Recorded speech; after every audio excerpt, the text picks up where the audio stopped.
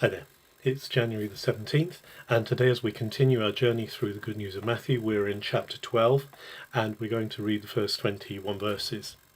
Jesus here, first of all, in the opening of this chapter, is walking with his disciples through the fields, and his disciples are hungry, and so they take some of the ripe ears of corn and they rub them between their hands to produce some flour, some of the glutinous stuff inside that will help them to sate their hunger.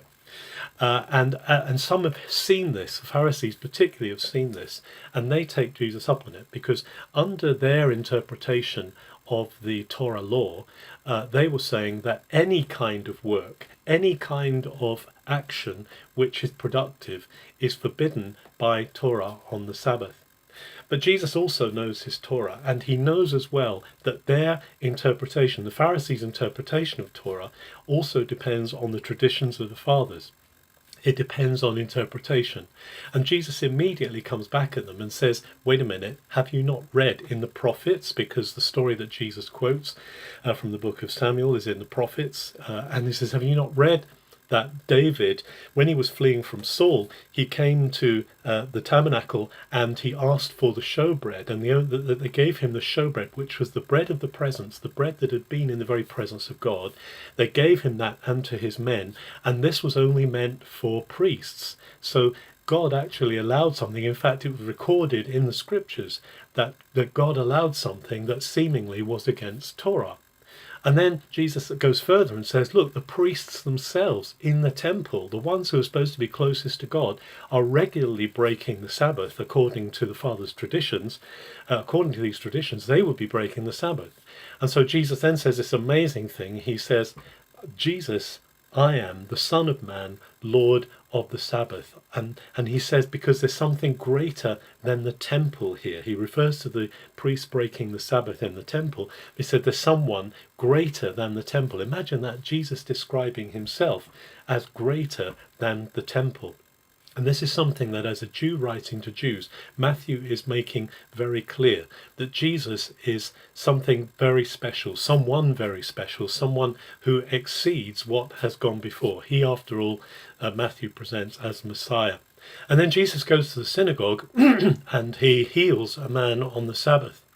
And again, again, he takes this question of whether it's lawful to heal on the Sabbath.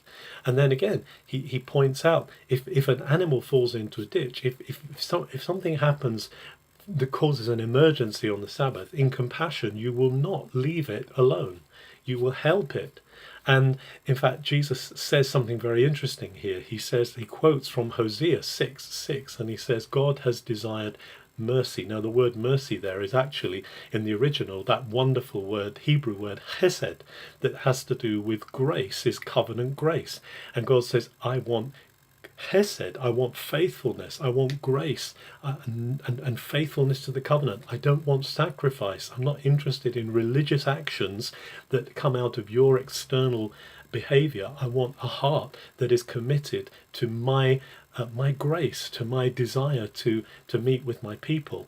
And so Jesus heals the man, and the Pharisees' reaction is to go and to try and organize to have Jesus done away with. They see this as blasphemous, they see this as contrary to the law, and they see themselves as guardians of the law who have the right to do away with people.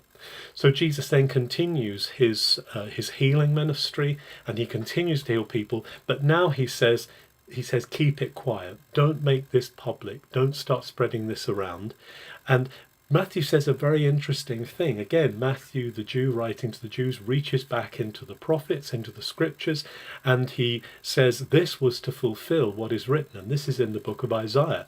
He says that the Spirit of the Lord is going to move on the Messiah, but he's not going to make a big noise about it. Jesus wasn't out for making a big noise. He was out for meeting the people in their need. And so he quotes this Isaiah 42, and it expresses the gentleness. It expresses the heart of Jesus. He doesn't want to break a bruised reed. He doesn't want to quench a smoking flax. And this is interesting, because Matthew is saying Jesus, in doing this, Jesus in this very quietening things down, is fulfilling the words of Isaiah that say this beloved son is not going to make a big thing of himself, but he is wanting to get to the people. We have to remember that all through this, God is saying that the key thing here is our heart. The key thing is grace. The key thing is fulfilling God's purposes, not keeping to letters of law, because by law, we read later, by our actions we cannot do righteous things, even if we're keeping those actions apparently to keep the traditions of our fathers. Jesus very much sets the traditions of the fathers against the Torah itself, and he gives examples from the scriptures as to why those who interpret the Bible in this way are going astray. We need to continually adhere to the heart of the Father. We need ourselves to seek Hesed, to seek mercy, and not think that our religious actions are going to fulfill God's desires. Have a very good January 17th.